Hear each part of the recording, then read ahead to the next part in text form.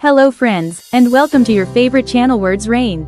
Today, we are practicing our phonics skills with a wonderful reader titled Hats.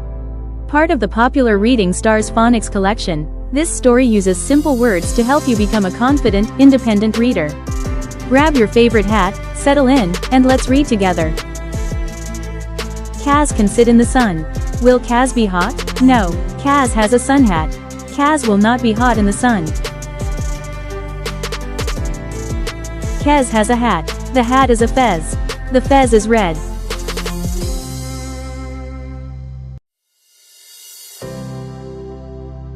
Fizz has a hat. It is a bonnet.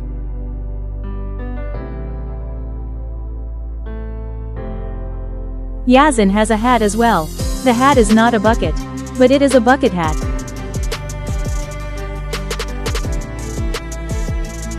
Baz is a big dog. Baz has a top hat. Will Baz be top dog? Yes.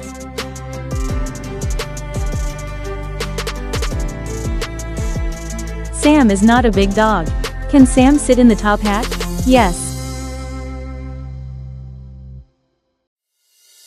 Quentin has a top hat. Has Quentin got a rabbit in the top hat?